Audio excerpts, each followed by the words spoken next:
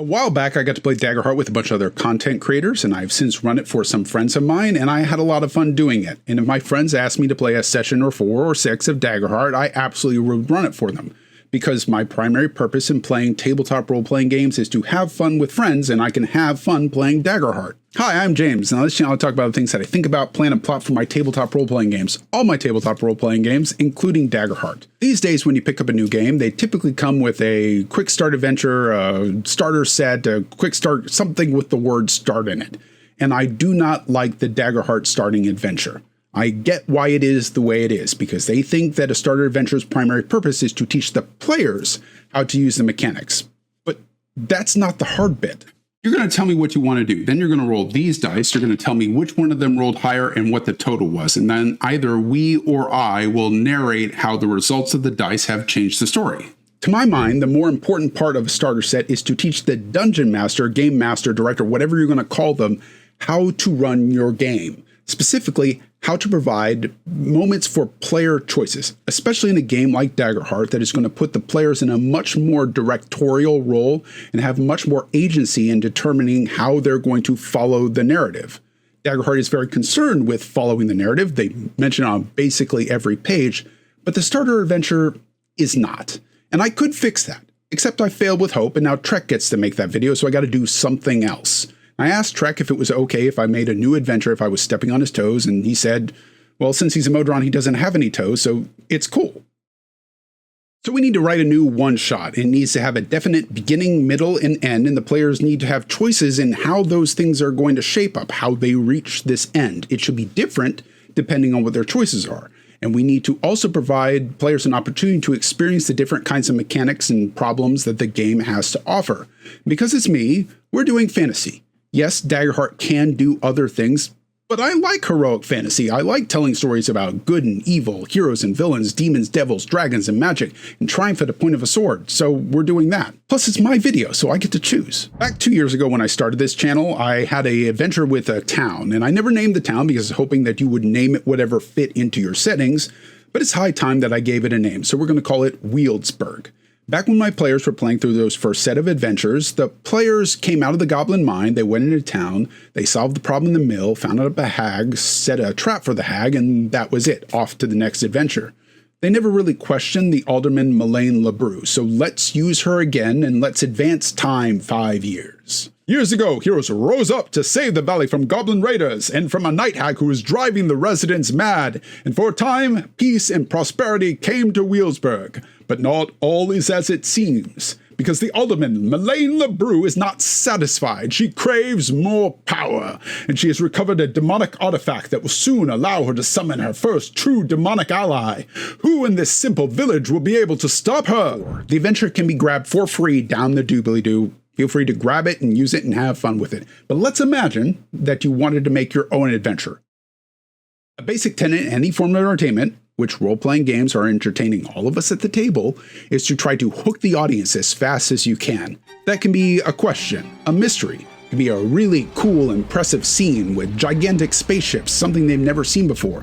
Or it could be a really fast-paced action scene.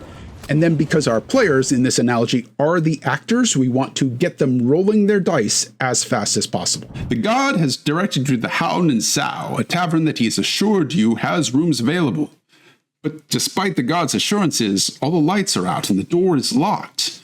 As you turn to leave, there's a sudden scream inside, followed by a crash, the sound of broken glass, and then a thud. In a one-shot, I like to start with very simple, straightforward problems for the players to solve. In this case, it's get through the door and help the person on the other side. And your players are likely to take the straightforward answer, which is just kick down the door. That's what my players did. But you may have someone at your table that tries something that is outside the box. They may try to go through a window, go around back, do something outside of what you've already described. That is excellent, because that means this player already understands RPGs, and you want to reward that right away. Let it just work. As a game master, I want to teach my players to do things outside the obvious, to not take things at face value, or to ask me questions based on what I said. And the best way to get them to do that is to reward them when they have. Whatever their action, there's going to be consequences for that action. There's two types of consequences in RPGs, one of choice and one of chance. Let's show the players that their role does something. Let's tie it to an event. Events are something that I really like in Daggerheart. They aren't full-on mini-games. They just kind of season a scene so that it's different than it otherwise would be. You've seen 4 raiders before, but you've never seen 4 raiders doing this. So if they succeed at the door encounter, then they get the ambush event. The people on the other side of the door didn't see them coming, and now they get a leg up on the attack. But if they fail at the door, they're still going to get through, but the people on the other side of the door rip open the door, and they all stumble in. The attackers on the other side of the door, they get to ambush the players. Your players may ask you what would have happened if we rolled something else, and normally I would not tell a player unless it was super obvious to their character what would have happened if they rolled something else. But if we're playing with brand new players, they might be trying to figure out how tabletop RPGs work, in which case I would pull back the curtain a little bit. If you had failed to get through the door would have been yanked open by the skeletons, you would have all spilled out, and you would have been vulnerable, then the skeletons would have gotten basically a free attack on you. And if you had failed with fear, then Yale the innkeeper would have been dead. But you didn't, so that's not what happened. We want the players to understand that the dice aren't just cosmetic, they help to determine the outcome of the story. And so does combat. So we need the players to understand how to use all their characters, their abilities, the hope points, and all these stresses and things on their character sheet, all the toys that Daggerheart has given them to play with. As a new game master, one of the things that's important to hone is a sense of when to try hard and make the players really scramble for every victory, or when to kind of go casual and let them feel like superheroes that are ruffle stomping all over your adversaries. Daggerheart is a very robust point-buy system. You get points based on the number of players that you have, and then you spend them on buying adversaries to make sure it's all nice and balanced and safe. And you can get very tactical and pull off some combos here, especially if you pick enemies of the same kind of family. Like, take the jagged knives. They're built to work together. Deploy a jagged knife knee breaker, and they have an ability called Hold Them Down that allows you to pin an opponent. They get the restrained and vulnerable condition. Because of their I've got them passive, they are also now, the player, now taking double damage. Now's the time to deploy a jagged knife shadow, a rogue kind of stealthy character that has a backstab attack that does more damage than their normal attack, but they can only do it if the target is vulnerable, which the knee breaker has kindly done, and now the backstab is also doing double damage. But typically you're only going to get to activate or spotlight one of your NPCs during a round before the players get an opportunity to break out of this, and then the combo's never really going to land. That's intentional, because Daggerheart wants the players to feel like they're playing superheroes. But even superheroes need to be challenged sometimes, and the way that you do that in Daggerheart is by adding leaders or solos.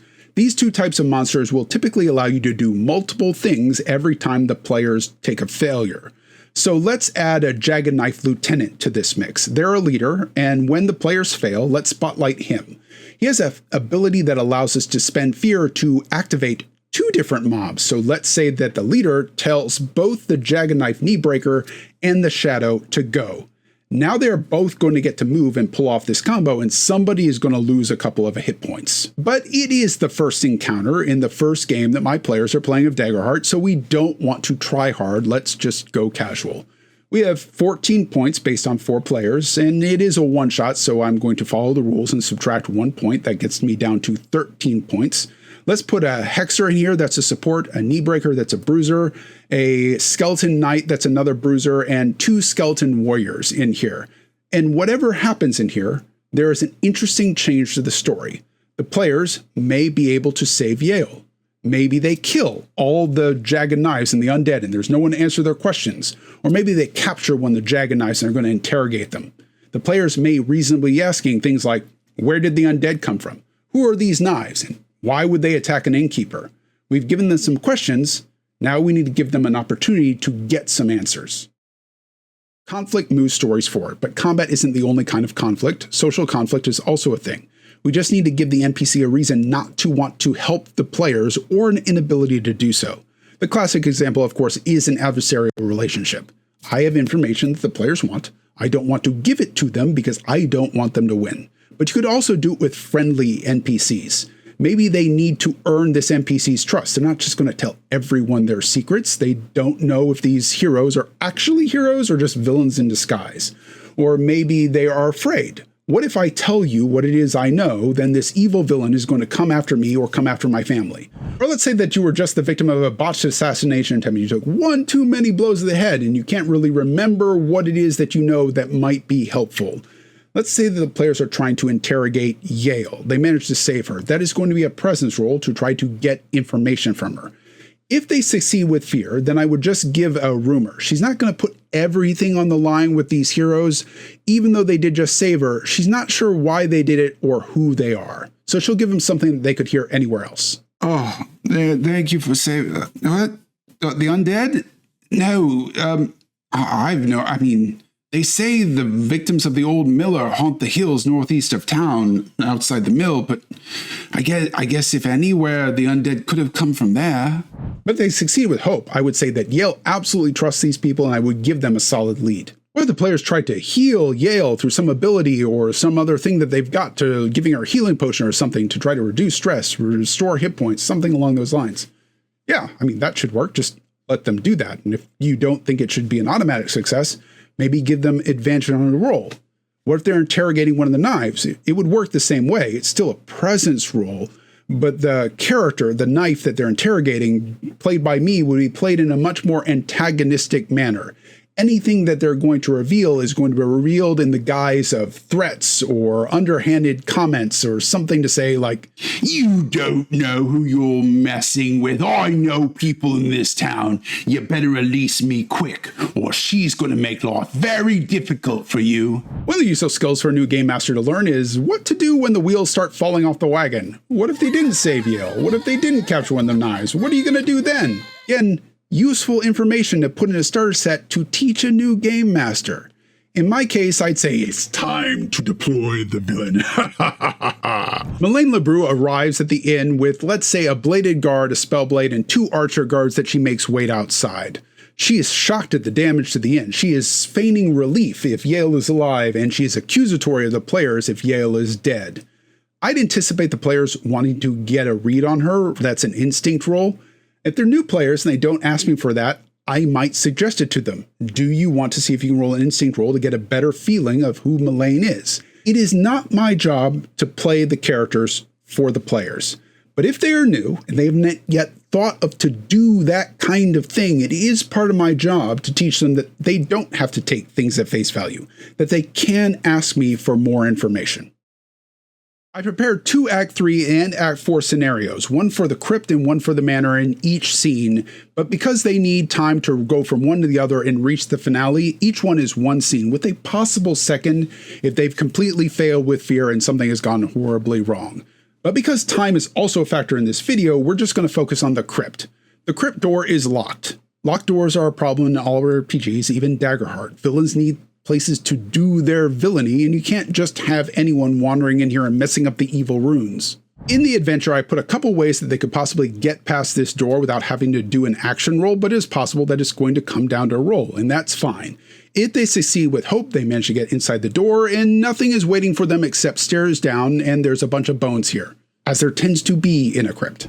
If they fail with fear, then I would just have the undead rush out and attack them. It's the middle ones where they succeed with fear or they fail with hope that get interesting and complicated. You can do other things than just send monsters, except not all of them arrive, or a few less monsters or something like that. You can mark stress, you can have them lose hope, you can have them lose HP, you can make them vulnerable, things like that. But you can also just be ominous and telegraph something that's going on down below.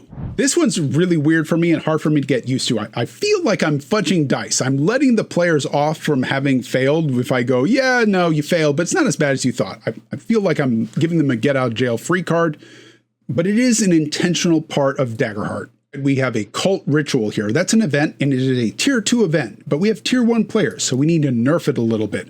We're going to lower the difficulty from 14 to 10. During this event, the players replace their D12 hope die with a D10 die. We're going to start 2 progress trackers. One of them if things are good and one of them bad. The good one, if you get enough successes, you get back your D12 hope die. But if you get enough fear or failures, then you are going to summon a demon, or more explicitly, these cultists are going to summon a demon. We have 4 players inside here at level 1. That means that we get 14 points, but I like my fights quick, and we have a one-shot here, so we're going to lower it down to 13 points. If Melaine is here, then she is a solo. If she was killed elsewhere, she's just not here. No, we're not just going to replace her. Remember, consequences for the player's choices. Consequences aren't always bad. Sometimes they work out for the players. Not much of a ritual if it's just one person doing it. You need 3 other people to give it the proper ominous feel. So let's put 2 other Jagged Knife Hexers in here, and we need somebody to stop the players from just going up to these Hexers and killing all the cultists. So let's put a Brawny Zombie in here, the Spellblade, and a Jagged Knife Shadow in here. They're going to stop the players from moving forward and stopping the ritual. If this ritual goes off and we summon a demon here, the players are going to be very in over their heads. And that is our fault, or at least my fault, for using a level 2 ritual against level 1 players. You don't have to take these events in the book at face value, and I'm not going to either. I'm going to change it. So let's say that if the demon goes off, any jagged knives are going to be consumed by the energy of the demonic summon, and that's going to fuel the demon coming into this world. Now it is here, and it is hungry. In my critique of Death at Sunset and Dragon Delves, I said that the adventure there didn't give players choices in how they should proceed through the dungeon. And there I felt like any changes that I made did not actually add meaningful amounts to the page count.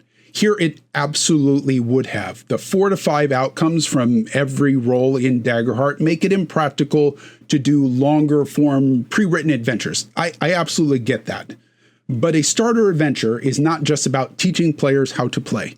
You're also teaching game masters how to run the game. This might be their first RPG ever. In which case, one of the things that you should be teaching them is how to give room for players to make choices and how to react to those player choices. Instead of just, congratulations on frightening off the adversary. You found a thing. And you happen to know that this road only goes to where you need to be to take that thing. Now that you've gotten to where you're supposed to go, you also know who you're supposed to talk to about the thing. Would you like to talk to who you're supposed to about the thing? okay, I guess I should explain why Daggerheart is not going to replace D20 fantasy games for me, at least not as my primary game. And I am just talking about me. My players had very different feelings on it. Some of it was positive, some of it was negative. For me, I felt like a lot of the emotional moments that Daggerheart is trying to pull out of the characters felt very forced. You reveal tragic backstory in 3, 2, 1. Now you, on with him. For me, I feel like emotional moments will land harder when I don't see them coming. And from a narrative perspective, the other big selling point for Daggerheart, I felt like it could meander and just kind of get lost as players were either jockeying to put their version of what should happen forward without really trying to reference or tie in anybody else's ideas, or they just lingered on a scene, trying to be the last one to RP before we moved on to the next scene, trying to get the last word in edgewise. If Daggerheart is like a writer's room, it can feel very much like a writer's room without the head writer there.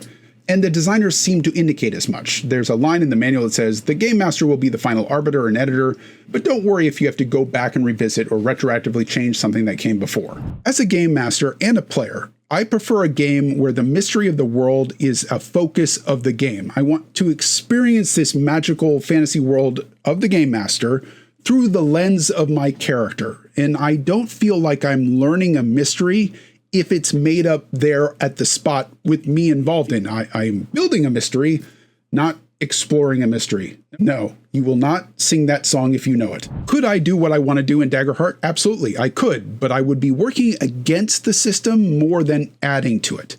If you like games that are shorter, more like 5 to 10 sessions, more like a novel than a 12-volume epic series, then I think Daggerheart really delivers on that pace. If you like character-to-character exploration, take more of a center stage than the world and the fantasy exploration. If you like social interaction, at least as much as combat interaction. If you want a system that allows the game master to take on less of a proactive role, more of an editor, then I think Daggerheart is a really good game. Certainly one that I think other people should try and take inspiration from. And it's not like you can't do those things in D20 fantasy and other fantasy systems. You can, just many of them do not mechanically encourage the players to take part in those kinds of systems or to allow the game master to be less involved in the world creation. It is possible for a game to be really good and just not for me. Until next time, Dungeon Masters, remember, you're a player too. Try to have some fun.